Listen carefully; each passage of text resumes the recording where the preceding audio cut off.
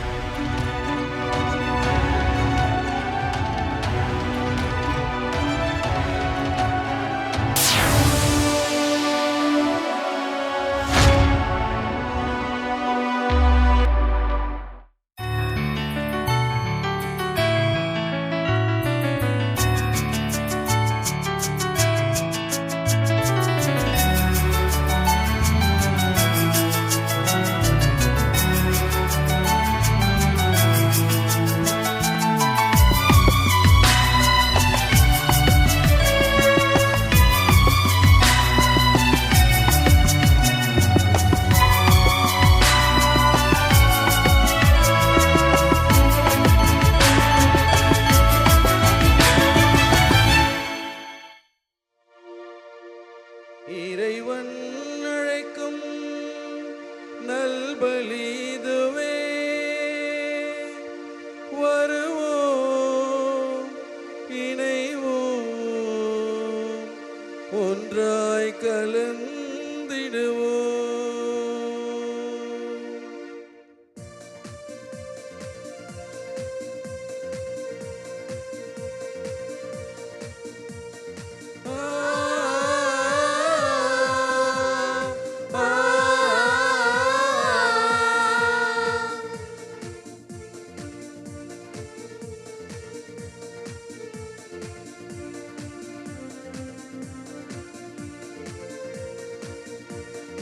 இறைவன் அழைக்கும் நல்பலி இதுவே, இனிதாய் கலந்திடுவோம்.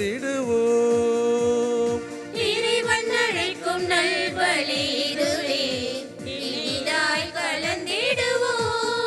புது உறவு மலர்ந்து புது வழியும் திறந்து இறை அருளில் நிறைய நம்மை அழைக்கின்றார். புது உறவு மலர்ந்து புது வழியும் திறந்து இறை அருளில் நிறைய நம்மை அழைக்கின்றார். வருவோம் ஒன்றாய் இணைவோம் அன்பார், புதிய பலியில் இன்று கலந்திடுவோம். வருவோம் ஒன்றாய் இணைவோம் அன்பாய், இனிய பலியில் இன்று கலந்திடுவோம்.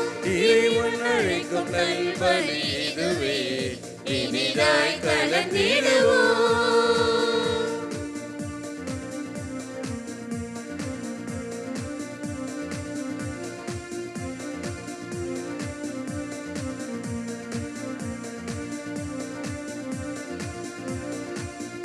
உன்னத பலியும் இதுவே, இதுவே உயர்ந்த பலியும் இதுவே, இதுவே புனித பலியும் இதுவே, இதுவே புண்ணிய பலியும் இதுவே. இதுவே தேவ நன்மைகள் நிறைந்த பலி, உண்மைகள் உணர்த்தும் பலி, வல்லமை வழங்கும் பலி, வருவோம் புகழ்வோம். நன்மைகள் நிறைந்த பலி, உண்மைகள் உணர்த்தும் பலி, வல்லமை வழங்கும் பலி, வருவோம் புகழ்வோம். இறைவன் அழைக்கும் நல்பலி இதுவே, இனிதாய் கலந்திடுவோம். தந்தை மகன் தூயாவியாரின் பெயராலே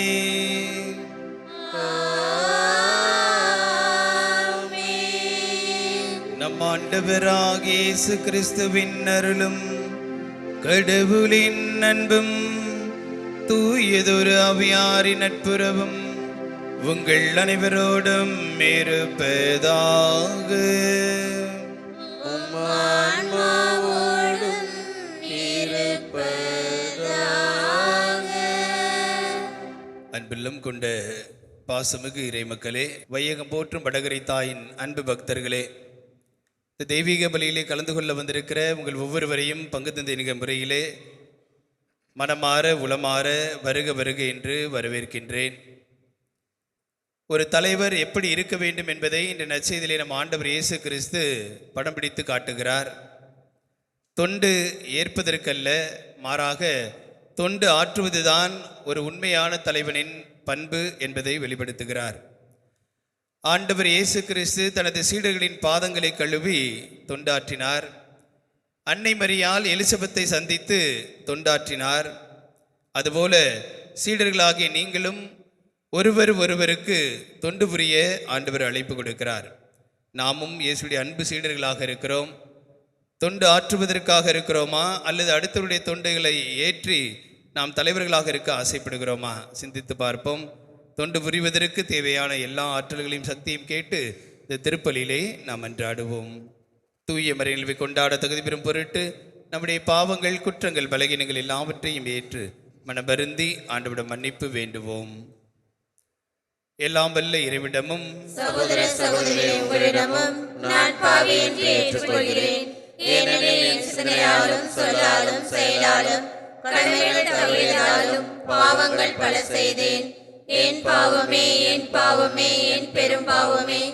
ஆகையால் எப்பொழுதும் கல்யாண புனித மரியாதையும் வானதூதர் புனிதர் அனைவரையும் சகோதர சகோதரிகளையும் நம் இறைவனாகிய ஆண்டவரிடம் எனக்காக வேண்டிக் கொள்ள மன்றாடுகிறேன். எல்லாம் வல்ல இறைவன் நம் மீது இரக்கம் வைத்து நம் பாவங்களை மன்னித்து நம்மை நிலை வாழ்வுக்கு அழைத்து செல்வாராக. ஆமென்.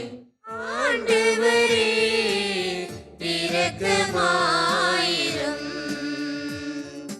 ஆண்டவரே இரக்கமாயிரும்.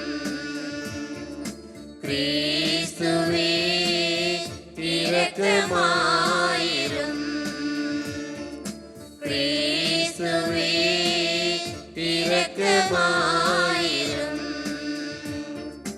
ஆண்டவரே இரக்கமாயிரும். ஆண்டவரே இரக்கமாயிரும். மன்றாடுவோமாக. ஆண்டவரே, உலக நிகழ்வுகளை உமது அமைதியின் வழியில் நீ நெறிவிடுத்த உம்மை வேண்டுகின்றோம். இவ்வாறு உமது திரு அவை அமைதியான இறைவற்றில் மகிழ்ந்திருக்க அருள் புரிவீராக.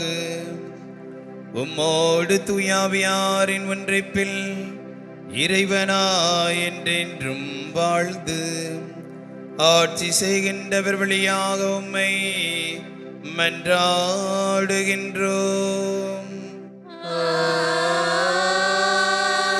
ஆமென். உங்களை விடுவிக்க கொடுக்கப்பட்ட விலை கிறிஸ்துவின் உயர் மதிப்புள்ள இரத்தமாகும். திருத்தூதர் பேதுரு எழுதிய முதல் திருமுகத்திலிருந்து வாசகம். பிரிவு 1, இறை வார்த்தை 18 25 வரை. அன்புக்குரியவர்களே, உங்கள் மூதாதையரிடமிருந்து வழி வழியாய் வந்த வீணான நடத்தையினின்று உங்களை விடுவிக்க கொடுக்கப்பட்ட விலை என்னவென்று உங்களுக்கு தெரியும். அது பொன்னும் வெள்ளியும் போன்று அழிவுக்குட்பட்டது அல்ல. மாறாக மாசு மறுவற்ற ஆட்டுக்குட்டியை போன்ற கிறிஸ்துவின் உயர் மதிப்புள்ள இரத்தமாகும். உலகம் தோன்றும் முன்னரே முன் குறிக்கப்பட்ட அவர் இந்த கடைசி காலத்தில் உங்களுக்காக வெளிப்படுத்தப்பட்டார். அவர் வழியாகத்தான் நீங்கள் கடவுள் மீது நம்பிக்கை கொண்டுள்ளீர்கள். இறந்த அவரை கடவுள் உயிர்த்தெழச் செய்து பெருமைப்படுத்தியுள்ளார். இதனால் நீங்கள் கடவுளிடம் நம்பிக்கை கொண்டு அவரை எதிர்நோக்கி இருக்கவே இவ்வாறு செய்தார். உண்மைக்கு கீழ்ப்படிந்து உங்கள் ஆன்மா தூய்மை அடைந்துள்ளதால் நீங்கள் வெளிவேடமற்ற முறையில் சகோதர அன்பு காட்ட முடியும். எனவே நீங்கள் தூய உள்ளத்தோடு ஒருவருக்கொருவர் ஆழ்ந்த அன்பு காட்டுங்கள்.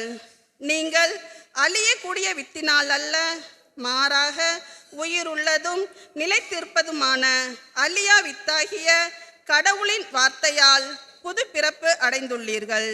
ஏனெனில் மானிடர் அனைவரும் புல்லை போன்றவர். அவர்களது மேன்மை வயல்வெளி பூவை போன்றது. புல் உலர்ந்து போம், பூ வதங்கி விழும். நம் ஆண்டவரின் வார்த்தையோ என்றென்றும் நிலைத்திருக்கும். இவ்வார்த்தையே உங்களுக்கு அறிவிக்கப்பட்ட நற்செய்தி. ஆண்டவரின் அருள்வாக்கு. இறைவனுக்கு நன்றி. நீங்கள் சொல்ல வேண்டிய பல்லவி: எருசலேமே ஆண்டவரை போற்றுவாயாக. எருசலேமே ஆண்டவரை போற்றுவாயாக. எருசலேமே ஆண்டவரை போற்றுவாயாக. சீயோனே உன் கடவுளை புகழ்வாயாக. அவர் உன் வாயில்களின் தாள்களை வலுப்படுத்துகின்றார். உன்னிடமுள்ள உன் பிள்ளைக்கு ஆசி வழங்குகின்றார். பல்லவி: எருசலேமே ஆண்டவரை போற்றுவாயாக. அவர் உன் எல்லைப் புறங்களில் அமைதி நிலவச் செய்கின்றார். உயர்தர கோதுமை வழங்கி உன்னை நிறைவடையச் செய்கின்றார். அவர் தமது கட்டளையை உலகினுள் அனுப்புகின்றார். அவரது வாக்கு மிகவும் விரைவாய் செல்கிறது. பல்லவி: எருசலேமே ஆண்டவரை போற்றுவாயாக. யாக்கோபுக்கு தமது வாக்கையும் இஸ்ரேலுக்கு தம் நியமங்களையும் நீதி நெறிகளையும் அறிவிக்கின்றார். அவர் வேறெந்த இனத்துக்கும் இப்படி செய்யவில்லை. அவருடைய நீதி நெறிகள் அவர்களுக்கு தெரியாது. பல்லவி: எருசலேமே ஆண்டவரை போற்றுவாயாக. அல்லேலூயா, அல்லேலூயா, அல்லேலூயா, அல்லேலூயா, அல்லேலூயா, அல்லேலூயா, அல்லேலூயா, அல்லேலூயா, அல்லேலூயா, அல்லேலூயா, அல்லேலூயா, அல்லேலூயா. நான் தான் உங்களை தேர்ந்து கொண்டேன். நீங்கள் கனி தரவும் நீங்கள் தரும் கனி நிலைத்திருக்கவும் உங்களை ஏற்படுத்தியுள்ளேன் என்கிறார் ஆண்டவர். அல்லேலூயா, அல்லேலூயா, அல்லேலூயா, அல்லேலூயா, அல்லேலூயா, அல்லேலூயா, அல்லேலூயா, அல்லேலூயா.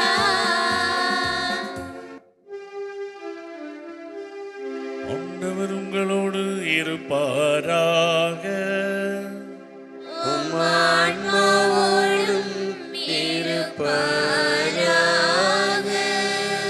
மார்க்கு எழுதிய தூய நற்செய்தியிலிருந்து வாசகம்.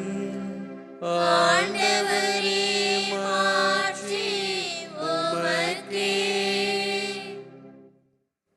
இயல் 10 இறை வசனங்கள் 32 முதல் 45 முடிய. அக்காலத்தில் சீடர்கள் எருசலேமுக்கு போகும் வழியில் சென்று கொண்டிருந்தார்கள். இயேசு அவர்களுக்கு முன் போய்க் கொண்டிருந்தார். சீடர் திகைப்புற்றிருக்க அவரை பின்பற்றிய ஏனையோர் அச்சம் கொண்டிருந்தனர். அவர் மீண்டும் 12 அழைத்து தமக்கு நிகழ இருப்பவற்றை குறித்து பேசத் தொடங்கினார். அவர், இப்பொழுது நாம் எருசலேமுக்கு செல்கின்றோம்.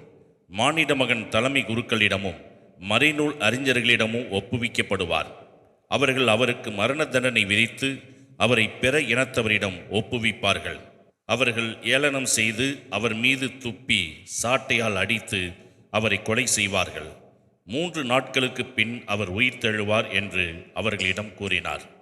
செபெதேயின் மக்கள் யாக்கோப்பும் யோவானும் அவரை அணுகி சென்று அவரிடம், போதகரே, நாங்கள் கேட்பதை நீர் எங்களுக்கு செய்ய வேண்டும் என விரும்புகின்றோம் என்றார்கள். அவர் அவர்களிடம், நான் என்ன செய்ய வேண்டும் என்று நீங்கள் விரும்புகின்றீர்கள் என்று கேட்டார். அவர்கள் அவரை நோக்கி, நீர் அரியணையில் இருக்கும்போது எங்களுள் ஒருவர் உமது வலப்புறமும் இன்னொருவர் உமது இடதுபுறமும் அமர்ந்து கொள்ள எங்களுக்கு அருளும் என்று வேண்டினர். இயேசு அவர்களிடம், நீங்கள் என்ன கேட்கின்றீர்கள் என உங்களுக்கு தெரியவில்லை. நான் குடிக்கும் துன்பக் கிண்ணத்தில் உங்களால் குடிக்க இயலுமா? நான் பெரும் திருமுழுக்கை உங்களால் பெற இயலுமா என்று கேட்டார். அவர்கள் அவரிடம் இயலும் என்று சொல்ல, இயேசு அவர்களை நோக்கி, நான் குடிக்கும் கிண்ணத்தில் நீங்கள் குடிப்பீர்கள், நான் பெரும் திருமுழுக்கையும் நீங்கள் பெறுவீர்கள். ஆனால் என் வலப்புறத்திலும் இடப்புறத்திலும் அமரும்படி அருள்வது எனது செயல் அல்ல, மாறாக அவ்விடங்கள் யாருக்கு ஏற்பாடு செய்யப்பட்டுள்ளதோ அவர்களுக்கே அருளப்படும் என்று கூறினார். இதை கேட்டுக்கொண்டிருந்த 10 பேரும் யாக்கோப்பு மீதும் யோவான் மீதும் கோபம் கொள்ளத் தொடங்கினர். இயேசு அவர்களை வரவழைத்து அவர்களிடம், பிற இனத்தவரிடையே தலைவர்கள் என கருதப்படுகின்றவர்கள் மக்களை அடக்கி ஆளுகின்றார்கள். அவர்களுள் பெரியவர்கள் அவர்கள் மீது தங்கள் அதிகாரத்தை காட்டுகின்றார்கள். ஆனால் உங்களிடையே அப்படி இருக்கக்கூடாது. உங்களுள் பெரியவராக இருக்க விரும்புகின்றவர் உங்கள் தொண்டராய் இருக்கட்டும். உங்களுள் முதன்மையானவராக இருக்க விரும்புகின்றவர் அனைவருக்கும் பணியாளராக இருக்கட்டும். ஏனெனில் மானிட மகன் தொண்டு ஏற்பதற்கல்ல, மாறாக தொண்டு ஆற்றுவதற்கும் பலருடைய மீட்புக்கு ஈடாக தம் உயிரை கொடுப்பதற்கும் வந்தார் என்று கூறினார்.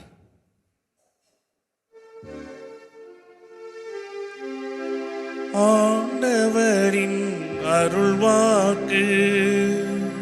கிறிஸ்துவே உமக்கு புகழ். இயேசு கிறிஸ்துவில் பிரியமான எனது அருமை சகோதரர்களே, சகோதரிகளே, வாழ்க்கையின் தத்துவம் அப்படின்னு சொன்னாக்கா 2 வரியில் முடிச்சிருவாங்க. தூங்கி எந்திரிச்சா காப்பி, எந்திரிக்கலைன்னா பால். இதுதான் ஒரு மனுஷனுடைய வாழ்க்கையின் தத்துவம் என்று. ஒரு வாழை இலை, அந்த வாழை இலையில் ஒரு வறுத்த மீனை கொண்டு வந்து வைக்கிறாங்க. இதை நம்ம பார்த்தோம்னா வாயில் உமிழ்நீர் சுரக்கும், உடனே அந்த மீனை எடுத்து சாப்பிட்ருவோம். ஆனால் ஒரு கவிஞன், எதை பார்த்தாலும் கவிதை எழுதக்கூடிய ஒரு கவிஞன், அவனுக்கு முன்னாடி ஒரு வாழை இலையில் அந்த மீனை கொண்டு போய் வச்சுருக்கிறாங்க. அப்போ அந்த மீனை பார்த்தவுடன் அவன் சொல்லியிருக்கிறான், அந்த மீன் வழக்கமாக நம்ம பொரிச்ச மீனோ வறுத்த மீன் வைக்கிறப்ப பக்கத்துலேயே வெங்காயத்தை கட் பண்ணி வைப்பாங்க ரவுண்டாக. அது சிக்கன் 65 இருக்கட்டும், எந்த மீனாக இருந்தாலும் சரி, வறுவல் அப்படின்னாக்கா உடனே ஒரு வெங்காயத்தை கட் பண்ணி வைப்பாங்க. இப்போ அந்த வாழை இலையில் வைக்கப்பட்ட அந்த வறுத்த மீன், அதுக்கு பக்கத்தில் ஒரு வட்டமாக ரவுண்டாக இருக்கக்கூடிய ஒரு வெங்காயத்தை அப்படியே வரிஞ்சு வைக்கிறாங்க. இதை பார்த்து அந்த கவிஞன் சொல்கிறான், செத்த மீனுக்கு மலர் வளையம் வைத்து விட்டார்கள் அப்படின்னு. அடுத்து அந்த மீனை பார்த்தோன்னா இன்னொன்று தோணுது அவனுக்கு, நீ ஆயிலில் விழுந்ததால் உன் ஆயில் முடிந்து போய்விட்டது. 3ஆவதாக, மீனே, உனக்கு ஏன் வறுத்த மீன் என்று பெயர் வந்தது தெரியுமா? உன் குடும்பத்தை விட்டு, உன் குடும்பத்தில் அப்பா அம்மா உடன் பிறந்தோர் எல்லாரையும் விட்டு இப்படி வருத்தப்பட்டு கொண்டே இருக்கின்ற காரணத்தினால்தான் உனக்கு வறுத்த மீன் என்று பெயரே வந்திருக்கின்றது. கடைசியில் அந்த வாழை இலையை பார்த்தானே அந்த மீன் சொன்னிச்சான், நீயும் வாழலை நானும் வாழலை. பிரியமானவர்களே, இந்த நாளிலே நாம் நன்றாக வாழ வேண்டும் என்பதற்காக ஆண்டவர் நமக்கு சொல்லி கொடுத்த ஒரு அருமையான காரியம் என்னவென்றால், மானிட மகன் தொண்டு ஏற்பதற்கல்ல, தொண்டு ஆற்றுவதற்கு என்பதை நமக்கு சொல்லி கொடுத்து, இதை உங்களுடைய வாழ்க்கையிலே கடைபிடித்தால் உங்களுக்கு எல்லா ஆசீர்வாதமும் வந்து சேரும் என்பதை தான் ஆண்டவர் இன்றைய வாசகங்களின் வழியாக நமக்கு சுட்டி காண்பிக்கின்றார். பிரியமானவர்களே, முதல்ல இயேசுடைய லைஃபுக்கு வரும்பொழுது, இயேசுவோடு கூட இருந்த 12 சீடர்கள், நம்ம எல்லாருக்குமே தெரியும், அவர் பாஸ்கா விழாவை கொண்டாட ஆசைப்பட்டார் என்று மேல் மாடியை செலக்ட் பண்ணார். ஒரு டேபிள் போடப்பட்டது, 12 சீடர்கள் இருந்தார்கள். வழக்கமாக பாஸ்கா கொண்டாட வேண்டும் என்றால் அவர்களுக்குள்ளே யார் வயசில் ரொம்ப சின்னவங்களாக இருக்கிறாங்களோ அவர்கள் தான் ஒருவர் மற்றவருடைய பாதங்களை கழுவ வேண்டும். அந்த 12 பேரில் வயசில் சின்னவங்க தான் எல்லாருடைய பாதத்தையும் கழுவ வேண்டும். ஆனால் அந்த இயேசுவோடு கூட இருந்த சீடர்களையே மிகவும் வயசில் கம்மியாக இருந்தவர் யார் அப்படின்னாக்கா தூய யோவான் மட்டும்தான். யோவான் தான் இருக்கிற 12 சீடர்களே வயசில் இளையவர். ஆனால் அந்த யோவான் பாதங்களை கழுவதற்கு கொஞ்சம் தயங்கி கொண்டிருக்கும் பொழுது, நீங்கள் யாரும் கழுவ வேண்டாம்னு சொல்லி இயேசுவே அங்கே என்ன செய்கின்றார்? யோவான் நற்செய்தி இயல் 13 வசனங்கள் 4 முதல் 5 முடிய வாசிக்கிறப்ப, இயேசு பந்தியிலிருந்து எழுந்து தம் மேலுடையை கலற்றி வைத்துவிட்டு ஒரு துண்டை எடுத்து இடுப்பில் கட்டி கொண்டு சீடர்களின் கால்களை கழுவினார் என்று வேதம் சொல்லுகின்றது. பிரியமானவர்களே, அப்ப இயேசு கிறிஸ்துவே நமக்கு ஒரு மாதிரி காண்பித்து வைத்திருக்கின்றார். இன்றைய வாசகத்தில் அவர் சொல்லுகின்றார், மானிட மகன் தொண்டு ஏற்பதற்கல்ல, மாறாக மற்றவர்களுக்கு தொண்டு ஆற்றுவதற்காகவே. இதை தன்னுடைய வாழ்க்கையில முதலிலே பிரதிபலித்து காண்பித்தவர் என்பது பொழுது வெளிப்படுத்தி காண்பித்தவர் இயேசுவாக இருக்கின்றார். இப்போ இவருடைய மாதிரியை பின்பற்றி வாழதான் நீங்களும் நானும் அழைக்கப்பட்டிருக்கின்றோம். அப்படி வாழும் பொழுது நமக்கு எப்படிப்பட்ட ஆசீர்வாதத்தை ஆண்டவர் நமக்கு கொடுக்கின்றார். அமெரிக்காவிலேயே ரொம்ப ஃபேமஸ் ப்ரீச்சர் ஒருத்தர் இருந்தார், பென்னிஹின் என்று சொல்லக்கூடிய ஒரு ப்ரீச்சர். அவருடைய பிரசங்கத்தை கேட்கறதுக்கு ஆயிரக்கணக்கில் ஜனங்கள் எல்லாம் கூடுவார்கள். அவர் 2 புஸ்தகம் எழுதியிருக்கிறார், welcome to the holy spirit, good morning to the holy spirit என்று ஆங்கில புஸ்தகங்கள் 2. அந்த புஸ்தகத்திலே தன்னுடைய அனுபவத்தை அவர் எழுதுகின்றார். அதில் என்ன அனுபவம் அவர் கொடுத்திருக்கிறார் என்றால், ரொம்ப ஃபேமஸாக இருக்கக்கூடிய ஒரு ப்ரீச்சர். இவர் பேரை கேட்டாலே ஏகப்பட்ட ஜனங்கள் ஒன்றாக கூடுவார்கள். இவருக்குன்னு ஒரு டீம் இருக்குது. அந்த குழுவை சேர்ந்தவர்கள் இவருக்கு முன்னாடியே போய் அந்த ஸ்டேஜில் ஆராதனை நடத்துவார்கள். இவர் பிரசங்கம் பண்ண ஆரம்பிக்கும் பொழுதுதான் பல அற்புதங்கள் நடக்கும். அதை மக்கள் எல்லாம் உணர்ந்திருக்கின்றார்கள். அதனால் பென்னிஹின் என்ற பெயரை கேட்டாலே ஜனங்கள் எல்லாம் ஒன்றாக கூடுவார்கள். ஒரு தடவை ஒரு குறிப்பிட்ட இடத்துல பிரசங்கம் பண்ணுவதற்காக அவர் காரில் போகிறாரு. Over traffic jam. அப்போ அந்த கார் கண்ணாடியை இறக்கி விட்டு கேட்குறாரு, இன்னைக்கு ஏன் இந்த இடத்துல இவ்வளவு டிராஃபிக் ஜாம் அப்படின்னு. அப்போ உள்ளே உட்கார்ந்துருக்கிற பென்னிஹினுக்கு யாரோ ஒருத்தர் சொல்கிறார், பக்கத்து காரில் இருக்கிறவர், பென்னிஹின் இன்னைக்கு வராரு, அவர் பிரசங்கத்தை கேட்கறதுக்காக நாங்களாம் போயிட்டுருக்குறோம், அதனால தான் இவ்வளவு டிராஃபிக் ஜாம். இந்த காரில் உட்கார்ந்துருக்கிற இவர் அந்த காதில் கேட்டவுடனே இவருக்கு ஒரு சந்தோஷம். என்ன சந்தோஷம் அப்படின்னா, நமக்காக தான் இவ்வளவு கூட்டம் ஒட்டுமொத்தமாக வருகின்றது என்று. ஆனால் அந்த குறிப்பிட்ட கூட்டத்துக்கு அவர் போகிறதுக்கு முன்னாடியே இவருடைய டீமை சேர்ந்தவங்க அங்கே பிரசங்கம் பண்ணி கொண்டு இருக்கும் பொழுதே அங்கே பல அற்புதங்கள் நடக்க ஆரம்பிக்கின்றது. அப்போ தான் ஆவியானவர் உணர்த்தினார், என்ன அப்படின்னா, பென்னிஹின் ஸ்டேஜுக்கு போனாதான் அற்புதம் நடக்கும் என்பது அல்ல, இவர் போகிறதுக்கு முன்னாடியே அங்கே ஆண்டவர் அற்புதம் செய்ய ஆரம்பித்து விட்டார். அப்போ அவர் கடைசியில் இந்த புஸ்தகத்தில் எழுதுகின்றார், நான் நினைத்தேன் என்னை வைத்து தான் ஆண்டவர் அற்புதம் செய்கிறார் என்று. எனக்குள்ளே ஒரு கர்வம் வந்தது. ஆனால் என்னை எல்லாரும் மதிக்க வேண்டும், என்னை எல்லாரும் வணங்க வேண்டும் அப்படிங்கிற கர்வம் இருந்தது. ஆனால் இந்த ஒரு நிகழ்ச்சியின் வாயிலாக ஆண்டவர் அற்புதம் நடப்பது ஒன்னால் அல்ல என்னால் என்பதை ஆண்டவர் அன்று உணர்த்தினார். அன்னையிலிருந்து எனக்குள்ள இருக்கிற கர்வம் போய்விட்டது என்று அவர் அந்த புஸ்தகத்தில் குறிப்பிடுகின்றார். பிரியமானவர்களே, இயேசு கிறிஸ்துவே அருமையான ஒரு விளக்கத்தை கொடுக்கின்றார். மானிட மகன் தொண்டு ஏற்பதற்கல்ல, பிறருக்கு தொண்டு ஆற்றுவதற்காகவே. பிரியமானவர்களே, நம்மளுடைய திருச்சபையில் கூட பல புனிதர்கள் இதை முன்னிறுத்தி வாழ்ந்திருக்கின்றார்கள். அதில் ஒருத்தர் யார் அப்படின்னாக்கா, புனித அசிசியார். நம்ம எல்லாருக்குமே தெரியும், புனித அசிசியார் பட்டாளத்திலே சேர்ந்து இராணுவத்திலே பணியாற்றி கொண்டிருக்கும் பொழுது அங்கே போரிலே படு தோல்வி அடைந்து அங்கே சிறையில் அடைக்கப்படுகின்றார். அப்படி சிறையில் அடைக்கப்படும் பொழுது ஆண்டவராகிய இயேசு கேட்டார், பிரான்சிஸ், நீ யாருக்கு ஊழியம் செய்ய விரும்புகின்றாய், இறைவனுக்கா அரசனுக்கா அப்படின்னு ஒரு கேள்வி. இந்த கேள்வியை கேட்டவுடன் இவர் சொல்லிவிட்டார், நான் இறைவனுக்காக தான் தொண்டு செய்ய போகின்றேன் என்று சொல்லி இராணுவத்திலிருந்து தன்னை விடுவித்து கொண்டு கடைசியிலே தொழுநோயாளர்களுக்கு மத்தியிலே அவர் பணியாற்றி கடைசியில் உலகத்திலேயே முதல் மிஷனரி சபையை ஏற்படுத்திய அந்த பெருமை இந்த புனித அசிசியாரையே சாரும் என்பது நம்ம எல்லாருக்குமே தெரியும். பிரியமானவர்களே, இப்படி வாழ்க்கையில் ஒவ்வொருவரும் ஆண்டவருக்காக பணி செய்திருக்கின்றார்கள், மக்களுக்காக பணி செய்திருக்கின்றார்கள். புனித பதுமைநகர் அந்தோணியாரோட வாழ்க்கையில் கூட நம்ம எல்லாருக்குமே தெரியும், திருச்சபை கட்டளைகளில் ஒன்று நம் ஞான மேய்ப்பர்களுக்கு நம்மாலான உதவி செய்வது, இறை அடியார்களுக்கு தொண்டு செய்வது. இதை இவருடைய வாழ்க்கையில் கூட நம்ம பார்க்க முடியும். தொண்டு செய்யாமல் போகும் பொழுது என்ன நடந்தது அப்படிங்கிறதுக்கு இவருடைய லைஃப்பில் நடந்த ஒரு சம்பவம். புனித பதுமைநகர் அந்தோணியார் ஒரு இடத்துல பணி செய்யும் பொழுது அங்கே ஒரு கட்டட வேலை நடக்கின்றது. அப்போ அந்த கற்கள் எல்லாம் அங்கே கொண்டு வந்து அடுக்க வேண்டும். இன்னொரு இடத்துல இருக்குது அந்த கற்கள், அந்த கற்களை கொண்டு வந்து இவர் குறிப்பிட்ட இடத்துல அடுக்க வேண்டும். அப்போ அந்த ஊர் வழியாக ஒரு மாட்டு வண்டி போகுது. அந்த மாட்டு வண்டியில் ஒரு பையனை அமர்த்தி கொண்டு அவங்க பையனை அழைத்து கொண்டு அந்த மாட்டு வண்டியில் போகிறார் அவர். அப்போ அந்த அந்தோணியார் நின்று கொண்டு இருக்கின்றார். இவர்கிட்ட உதவி கேட்டு அங்கே இருக்கிற கல்லெல்லாம் கொஞ்சம் ஏற்றி இங்கே இறக்க சொல்லலாம் அப்படின்னு சொல்லி மனசுக்குள்ளார் நினச்சிக்கிட்டு அந்தோணியார் ஸ்டாப் பண்ணுறாரு. அந்தோணியார் நம்மக்கிட்ட உதவி கேட்க தான் நிற்கிறாருன்னு தெரிஞ்சுக்கிட்ட அந்த ஆள் பின்னாடி உட்கார்ந்து இந்த பையனை பார்த்து சொல்லியிருக்கிறாரு, அந்தோணியார் நிற்கிறத பார்த்தா ஏதோ நம்மக்கிட்ட உதவி கேட்பார் பிறகு, அதனால் உனக்கு உடம்பு சரியாத மாதிரி நடி, மற்றதெல்லாம் நான் பார்த்துக்கிறேன்.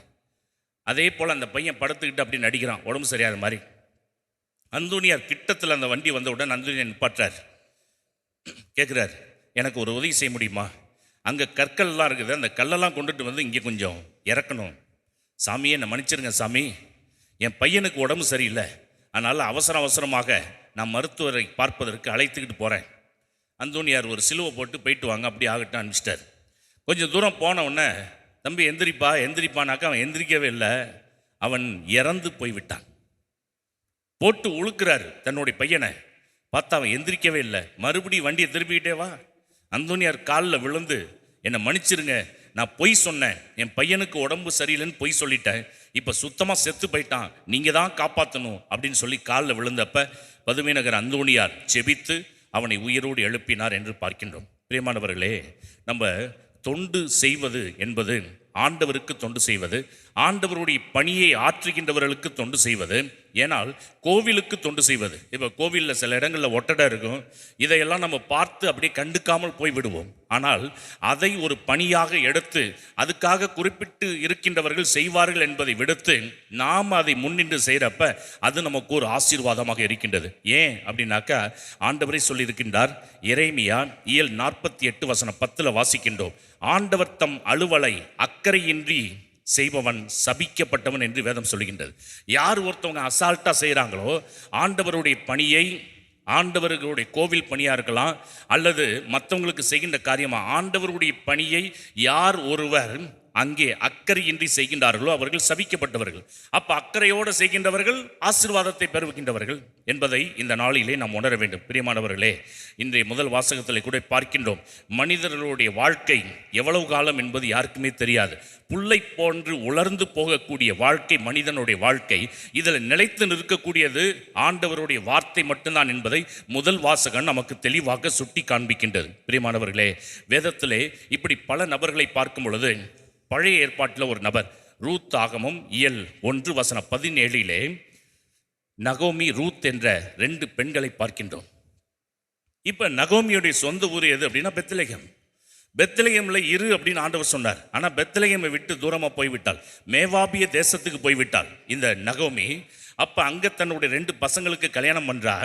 ஆண்டவர் சொன்னார், பெத்லெகேமை விட்டு போனீன்னா எல்லாத்தையும் நீ இழந்துடுவ அப்படின்னு சொல்லி. ஆனால் கேட்கல.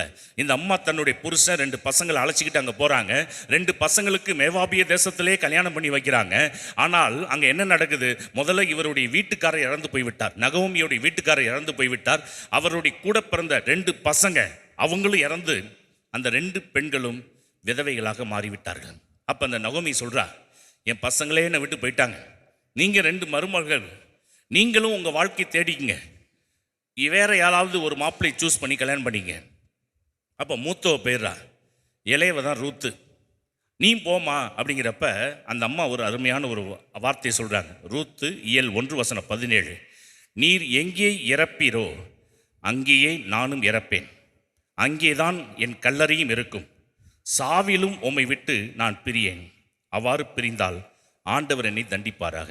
இது யார் சொல்கிற வசனம் அப்படின்னா, ஒரு மருமக மாமியால பார்த்து சொல்கிறா, உங்களை விட்டு சாவல கூட பிரிய மாட்டேன், நீங்கள் செத்து அடக்கம் பண்ணுற அந்த கல்லறைக்கு பக்கத்தில் தான் என் கல்லறை இருக்கு. அப்படி ஒரு இணக்கமான ஒரு உறவு.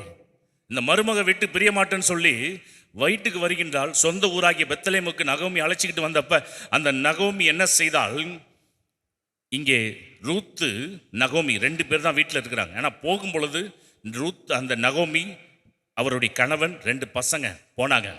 மேவாபிய தேசத்தில் 3 பேரை பறி கொடுத்துட்டு இப்போ ரூத்தை மட்டும் அழைச்சிக்கிட்டு இந்த சொந்த ஊராகிய பெத்லெகேமுக்குள்ள நகோமி நுழையிறப்ப அந்த ரூத் என்ன செய்கின்றாள்? நகோமிக்கு பணிவிடை செய்கின்றாள். இவங்களை உட்கார வச்சு இந்த அம்மா போய் என்னென்ன தேவையோ எல்லாத்தையும் செஞ்சு கொடுக்குறாங்க. இப்படிப்பட்ட ஒரு நிலையில் இந்த ரூத்துக்கு எப்படிப்பட்ட ஒரு ஆசீர்வாதம் கிடைச்சிச்சு அப்படின்னாக்கா, இந்த அம்மா எத்தனை நாள் தான் எனக்கே நீ பணிவிடை செய்வாய், உன் லைஃப்பை நீ பார்க்க வேண்டாமா? நம்மளுடைய சொந்தக்கார பையன் ஒருத்தன் இருக்கிறான், அவன் போவாஸ், அவனோட உனக்கு திருமணம் முடித்து வைப்பதுதான் எனக்கு பெருமை என்று அந்த போவாஸுக்கு இந்த ரூத்தை திருமணம் முடித்து வைத்து அந்த வம்சத்தில் வந்தவர் தான் இயேசு கிறிஸ்துவாக இருக்கின்றார். அப்போ எவ்வளோ பெரிய ஆசீர்வாதம்! பெரியவங்களுக்கு பணிவிடை செய்யும் பொழுது இப்படிப்பட்ட ஆசீர்வாதத்தை ஆண்டவர் நமக்கு கொடுக்கிறவராக இருக்கின்றார். பிரியமானவர்களே, ஆகவே நம்மளுடைய வாழ்க்கையில் மக்களுக்கு பணிவிடை செய்வது, மக்கள் பணி ஆற்றுவதற்காக இருக்கின்றவர்கள் இந்த இறை அடியார்கள், அவர்களுக்கு பணிவிடை செய்வது, ஆண்டவருக்கு பணிவிடை செய்வது.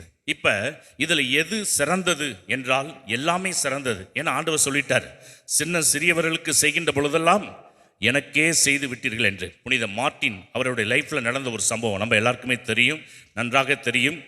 ஒரு குளிரில் ஒரு ஆள் நடுங்கி கொண்டு இருக்கும் பொழுது இவர் தன்னுடைய போர்வையில் பாதியை கட் பண்ணி அவருக்கு போத்த கொடுத்துட்டு இவர் வந்து படுக்கிறாரு. இவருக்கு ஒரு கனவு, அந்த கனவுல ஆண்டவர் இவர் கிழித்து கொடுத்த அந்த பாதி போர்வையை இவர் உடம்புல போத்திக்கிட்டு இவர் காட்சி கொடுக்குறார் ஆண்டவர் இவருக்கு முன்பாக.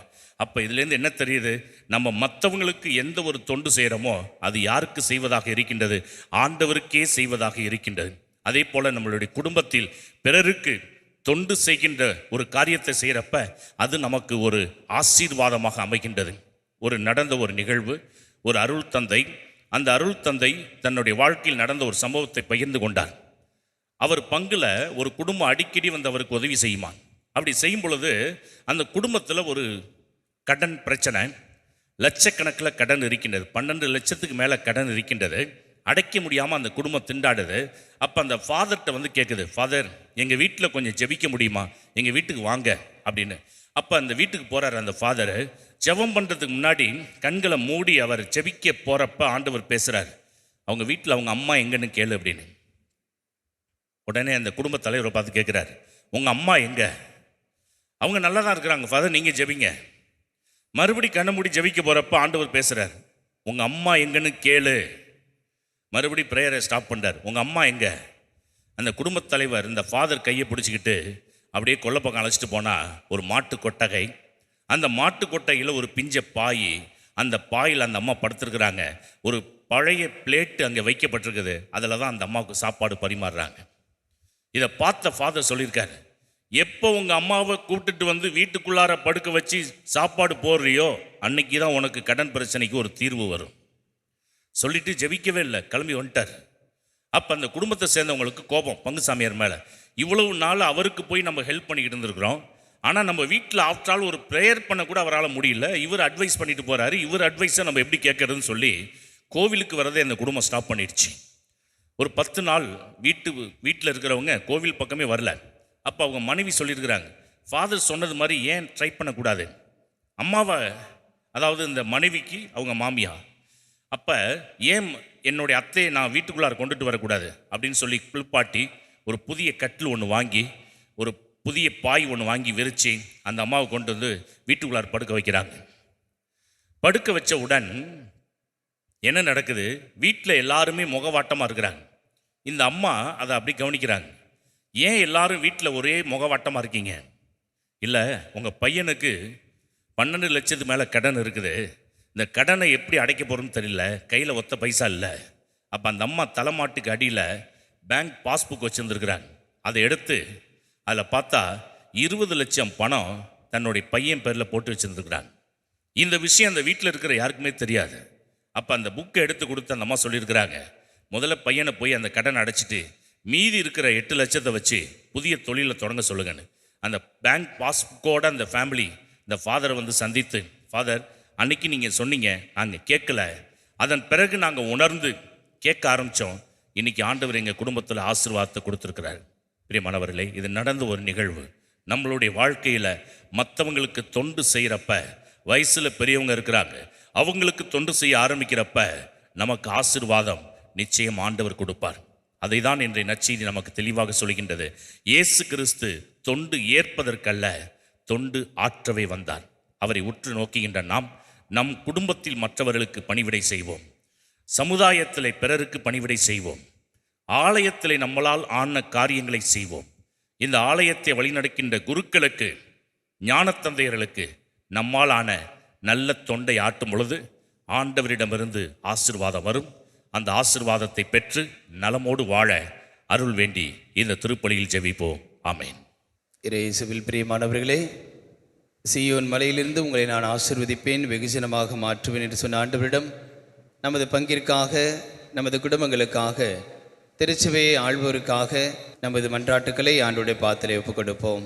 என் மனதிற்கேற்ற மேய்ப்பர்களை நான் உங்களுக்கு தருவேன்.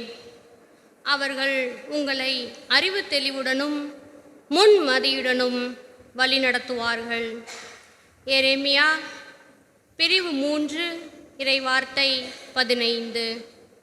நல் ஆயனே எம் இறைவா, திரு அவையை வழிநடத்தும் திருத்தந்தை, ஆயர்கள், குருக்கள், துறவரத்தார் அனைவரையும் ஆசீர்வதியும். திரு அவையின் முப்பணிகளான அர்ச்சிக்கும் பணி, போதிக்கும் பணி, வழிநடத்தும் பணிகளை சிறப்பாக செய்ய உமது ஆற்றலால் நிரப்பி நாங்கள் அனைவரும் இயேசுவை போல் மாற அவர்கள் எடுக்கின்ற எல்லா முயற்சிகளிலும் உடனிருந்து வழிநடத்த வேண்டுமென்று இறைவா உம்மை மன்றாடுகின்றோம். ஆண்டவரே, எங்கள் மன்றாட்டை கேட்டருளும். நான் உனக்கு அறிவு புகட்டுவேன், நீ நடக்க வேண்டிய வழியை உனக்கு காட்டுவேன். திருப்பாடல்கள் பிரிவு 32 இறைவார்த்தை 8. வழி நடத்துபவரே என் இறைவா, என் நாட்டிற்காக ஜெபிக்கின்றோம். நாட்டை ஆளும் தலைவர்கள் மக்களின் நலனில் அக்கறை உள்ளவர்களாகவும் அமைதியின் வழியில் நாட்டை முன்னேற்ற பாதையில் கொண்டு செல்லவும் வேற்றுமையில் ஒற்றுமை காணக்கூடிய நல்ல தலைவர்களாக இருக்க நல்ல ஞானத்தை தந்தருள வேண்டுமென்று இறைவா உம்மை மன்றாடுகின்றோம். ஆண்டவரே, எங்கள் மன்றாட்டை கேட்டருளும். எல்லா மக்களினத்தவருக்கும் முதலில் நற்செய்தி அறிவிக்கப்பட வேண்டும். மார்க்கு பிரிவு 13 இறைவார்த்தை 10. அருளின் ஊற்றே எம் இறைவா, உலகெங்கும் நற்செய்தியை ஊடக வழியில் அறிவித்து கொண்டிருக்கும் மாதா தொலைக்காட்சி குழுமத்திற்காக மன்றாடுகிறோம். இதில் தியாக மனப்பான்மையுடன் பணியாற்றும் அருள் தந்தையர்கள், அருள் சகோதரிகள், பல்வேறு வகையில் பணியாற்றும் உடன் உழைப்பாளர்கள் அனைவரையும் ஆசிர்வதியும். மேலும் இத்தொலைக்காட்சி நன்முறையில் நடைபெற தாராள உள்ளத்துடன் பண உதவி, பொருள் உதவி, உடல் உழைப்பு கொடுத்து கொண்டிருக்கின்ற நல்ல உள்ளங்கள், உதவி செய்து கொண்டிருக்கின்ற உபகாரிகள், பல்வேறு பொறுப்புகளை கொண்டிருப்போர், ஒருங்கிணைப்பாளர்கள் அனைவரையும் உம் வல்லமையால் நிரப்பியருளும். மேலும் இவர்கள் அனைவரும் நல்ல உடல் உள்ள ஆசிர் பெற்று வாழ வேண்டுமென்று இறைவா உம்மை மன்றாடுகிறோம். ஆண்டவரே, எங்கள் மன்றாட்டை கேட்டருளும்.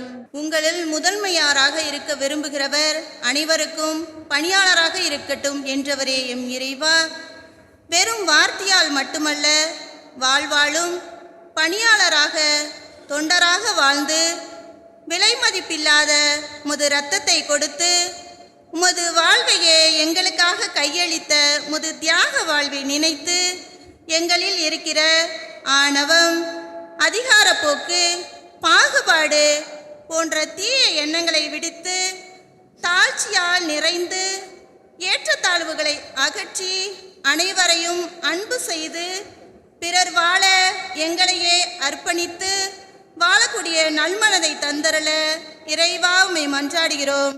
ஆண்டவரே, எங்கள் மன்றாட்டை கேட்டருளும். நமது தனிப்பட்ட தேவைகளுக்காக கண்களை மூடி சிறிது நேரம் மௌனமாக மன்றாடுவோம்.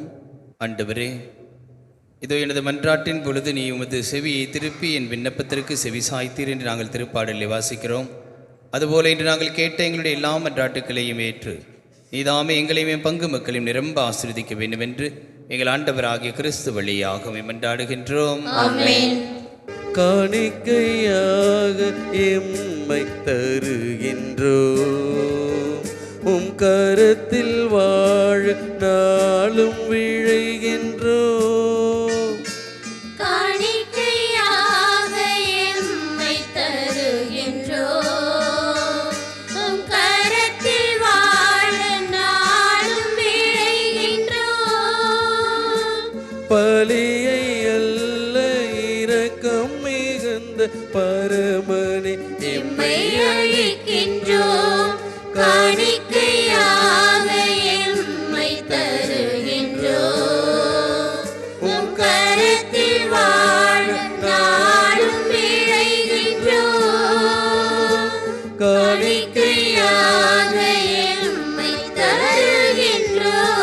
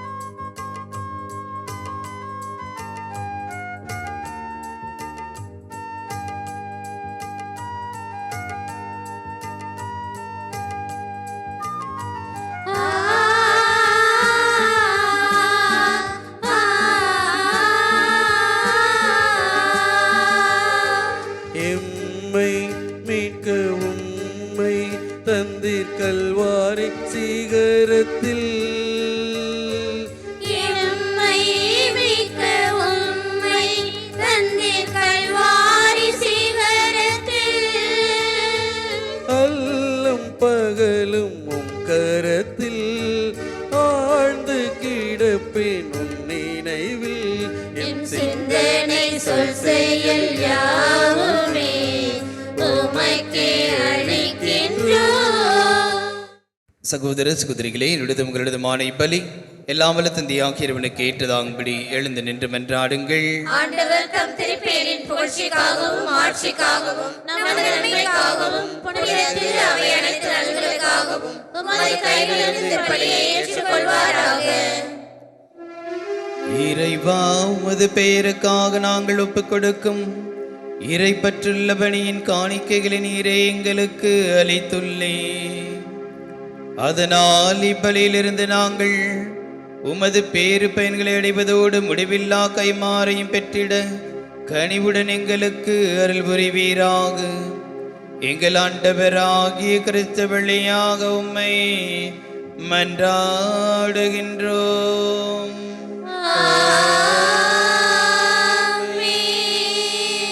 ஆண்டவர் உங்களோடு இருப்பாராக.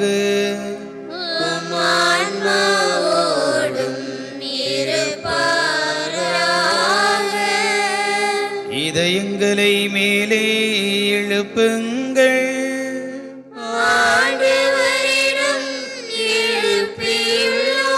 நம் இறைவனாகிய ஆண்டவருக்கு நன்றி கூறுவோம்.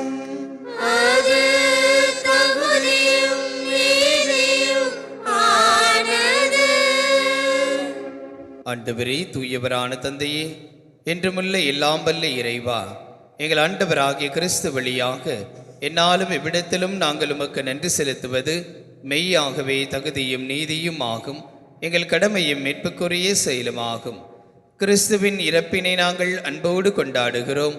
உயிர்ப்பினை உயிராற்றலுள்ள நம்பிக்கையோடு அறிக்கையிடுகின்றோம். மாட்சியுடன் அவர் மீண்டும் வருவாரென உறுதியோடு எதிர்நோக்குகிறோம். ஆகவே புனிதர் வானதூதர் அனைவரோடும் சேர்ந்து நாங்களும் புகழ்ந்தேத்தி முடிவின்றி பாடுவதாவது: தூயவர் தூயவர் தூயவர் வான்படைகளின் கடவுளாம் ஆண்டவர். விண்ணகமும் மண்ணகமும் உமது மாட்சியால் நிறைந்துள்ளன. உன்னதங்களிலே ஓசானா, உன்னதங்களிலே ஓசானா. ஆண்டவர் பெயரால் வருபவர் ஆசீர் பெற்றவர். உன்னதங்களிலே ஓசானா, உன்னதங்களிலே ஓசானா. ஆண்டவரே, நீர் மெய்யாகவே தூயவர், தூய்மை அனைத்துக்கும் ஊற்று. ஆகவே விட ஆவியை பொழிந்து இக்காணிக்கைகளை தூய்மைப்படுத்தும் வேண்டுகிறோம். இவ்வாறு எங்கள் ஆண்டவர் இயேசு கிறிஸ்துவின் உடலும் இரத்தமுமாக எங்களுக்கு இவை மாறுவனவாக. அவர் பாடுபட உளம் கனிந்து தம்மை கையளித்த போது அப்பத்தை எடுத்து நின்று செலுத்தி அதை பிட்டு தாம் சீடருக்கு அளித்து அவர் கூறியதாவது: அனைவரும் இதிலிருந்து விற்று உண்ணுங்கள், ஏனெனில் இது உங்களுக்காக கையளிக்கப்படும் என் உடல்.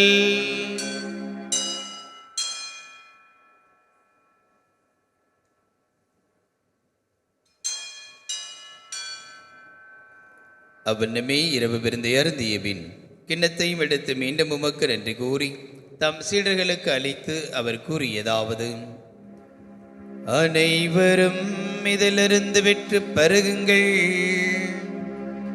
ஏனெனில் இது புதிய நிலையான உடன்படிக்கைக்குரிய என் இரத்தத்தின் கிண்ணம்.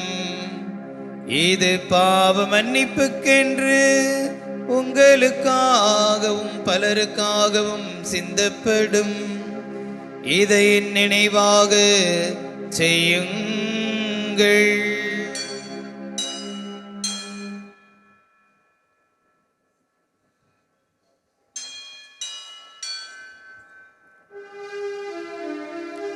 நம்பிக்கையின் மறைபொருள். ஆண்டவரே,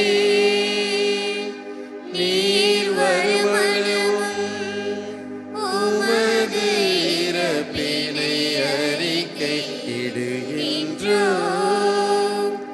உமது உயிர்ப்பினையும் எடுத்துரைக்கின்றோம். ஆகவே ஆண்டவரே, நாங்கள் கிறிஸ்துவின் இறப்பினையும் உயிர்ப்பையும் நினைவு கூர்ந்து வாழ்வு தரும் அப்பத்தை மீட்பளிக்கும் கிண்ணத்தையும் ஒப்பு கொடுக்கின்றோம். உம் திருமன் நின்று மக்கு ஊழியம் புரிய தகுந்தவர்களை நீங்கள் அழைத்திருக்கிறேன், நாங்கள் நன்றி சொல்லுகிறோம். மேலும் கிறிஸ்துவின் உடலிலும் இரத்தத்திலும் பங்குகளும் எங்களை தூய ஆவியார் ஒன்று சேர்க்க வேண்டுமாய் தாழ்மையோடு மன்றாடுகின்றோம். ஆண்டவரே, உலகெங்கு பரவியிருக்கும் அது திரு அவை நினைவு கூர்ந்தள்ளும். எங்கள் திருத்தந்தை இல்லையோ எங்கள் ஆயர் ஜீவானந்தம் எல்லா திருநிலையினர் ஆகிய அனைவரோடும் உமது திரு அவை அன்பில் நிறை பெற செய்தரலும். மேலும் உயிர்த்தலும் எதிர்நோக்குடன் துயில் கொள்ளும் எங்கள் சகோதர சகோதரிகளையும் இறந்தோர் அனைவரையும் இரக்கத்துடன் நினைவு கூர்ந்து உமது திருமுக ஒளியினுள் ஏற்றரலும். எங்கள் அனைவர் மீதும் இரக்கமாயிரம். கடவுளின் கன்னித்தாயான புனித மரியா, அவருடைய கணவரான புனித யோசேப்பு, புனித திருத்தூதர்கள், இவ்வுலகில் உமக்கு உகந்தவராய் இருந்தோர் ஆகிய புனிதர் அனைவருடனும் நாங்கள் நிலை வாழ்வில் பங்கு கொள்ளும் தகுதி பெற்று உம் திருமகன் இயேசு கிறிஸ்து வழியாக உம்மை புகழ்ந்தேத்து மரமரள உம்மை மன்றாடுகின்றோம். இவர் வழியாக இவரோடு இவரில் எல்லாம் வல்ல இறைவனாகிய தந்தையே, தூயாவியாரின் ஒன்றைப்பில் எல்லா புகழும் மாட்சியும் என்றென்றும் உமக்கு உரியதே.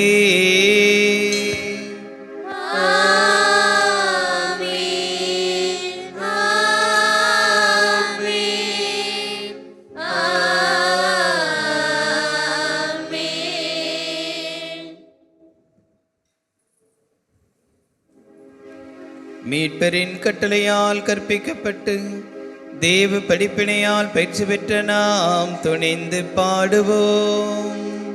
விண்ணுலகில் இருக்கிற எங்கள் தந்தையே, உமது பெயர் தூயது என போற்றப் பெறுக.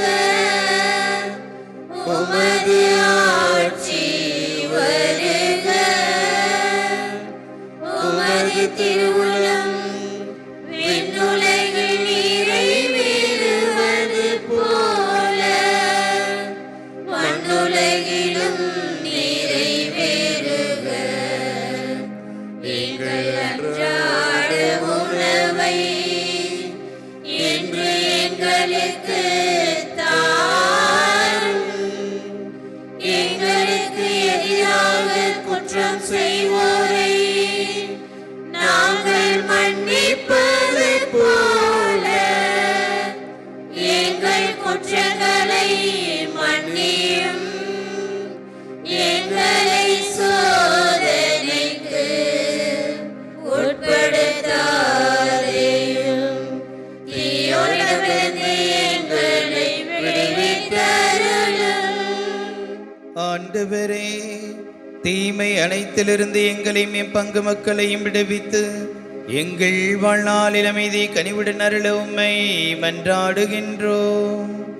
உமது இரக்கத்தின் உதவியால் நாங்கள் பாவத்திலிருந்து எப்போதும் விடுதலை பெற்றும் யாதொரு கலக்கமுமின்றி நலமாயிருப்போமாக.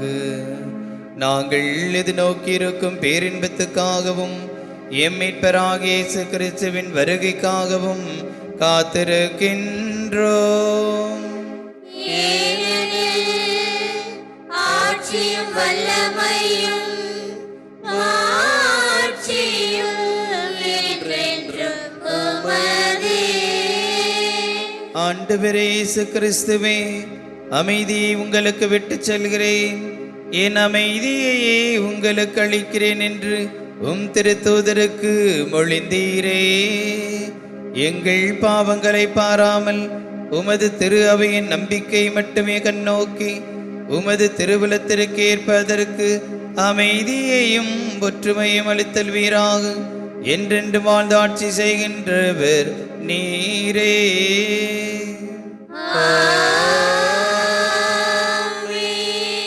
ஆண்டவருடைய அமைதி உங்களோடு என்றும் இருப்பதாக. ஆன்மாவோடும் இருப்பதாக. ஒரு ஒருவருக்கொருவர் அமைதியை பகிர்ந்து கொள்வோம். உலகின் பாவம் போக்கும் இறைவனின் செம்மறியே, எம்மேல் இரக்கம் வைத்தருளும், எம்மேல் இரக்கம் வைத்தருளும். உலகின் பாவம் போக்கும் இறைவனின் செம்மறியே, எம்மேல் இரக்கம் வைத்தருளும், எம்மேல் இரக்கம் வைத்தருளும். உலகின் பாவம் போக்கும் இறைவனின் செம்மறியே, எமக்கு அமைதியை தந்தருளும், எமக்கு அமைதியை தந்தருளும். இதோ இறைவனின் செம்மறி, இவரே உலகுள்ள மக்களின் பாவங்களை போக்குகிறவர். தொண்டு ஏற்பதற்கல்ல, தொண்டு புரிவதற்காகவே வந்த நக்கனை ஆண்டவர் இவரே. விருந்துக்கு அழைக்கப்பட்டிருக்கிற நம் அனைவரும் என்று பேறு பெற்றவர்கள். ஆண்டவரே, நீர் என் உள்ளத்தில் எழுந்தருள நான் தகுதியற்றவள், ஆனால் ஒரு வார்த்தை மட்டும் சொல்லிரட்டும், எனது ஆன்மா நலமடையும். கிறிஸ்துவின் திருவிடல் திருத்தம் நம் நமது குடும்பங்களையும் பாதுகாத்து நடத்துவதாக.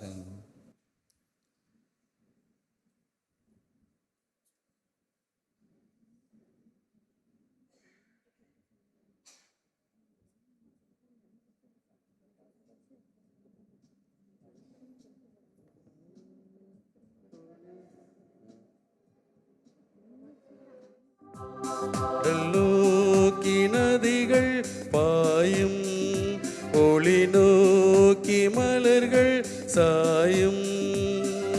அகிலமும் படைத்த என் தலைவா, என்னை நோக்கி வருவதே. கடல் நோக்கி நதிகள் பாயும், ஒளி நோக்கி மலர்கள் சாயும்.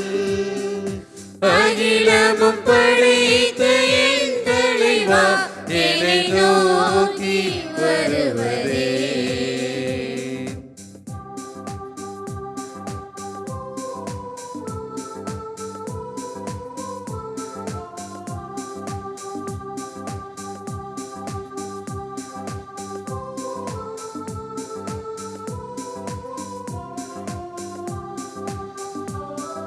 குருவிகள் பறந்திடும் நேரத்திலே ஏனி தேவையில்லை.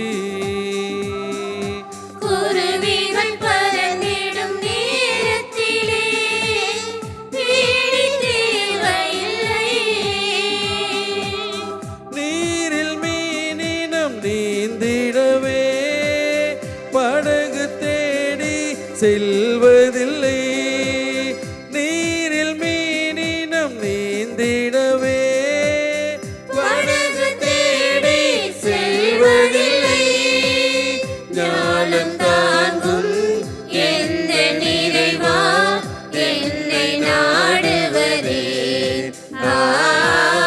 ஞானம் தாங்கும் எந்த நிறைவா என்னை நாடுவதே. கடல் நோக்கி நதிகள் பாயும், ஒளி நோக்கி மலர்கள் சாயும். அகிலமும் படைத்த என் தலைவா, என்னை நோக்கி வருவதே. நன்றி கூறி மன்றாடுவோமாக. ஆண்டவரே, மீட்பளிக்கும் கொடைகளால் நிறைவேற்ற நாங்கள் உமது இரக்கத்தை இறைஞ்சி கேட்கின்றோம். அதனால் இம்மை வாழ்வில் எங்களுக்கு ஊட்டமளிக்கும் இந்த அருள் அடையாளத்தால் நாங்கள் முடிவில்லா வாழ்வில் பங்கேற்க கனிவுடன் அருள் புரிவீராக. எங்கள் ஆண்டவராகிய கிறிஸ்து வழியாக உம்மை மன்றாடுகின்றோம்.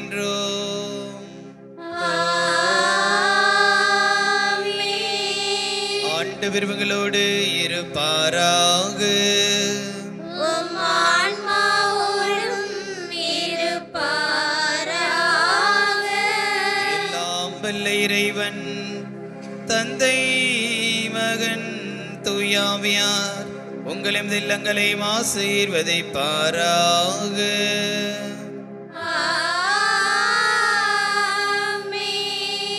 ஆண்டவரை போல பணி செய்து வாழ சென்று வாருங்கள். திருப்பலி நிறைவுற்றது. இறைவனுக்கு நன்றி.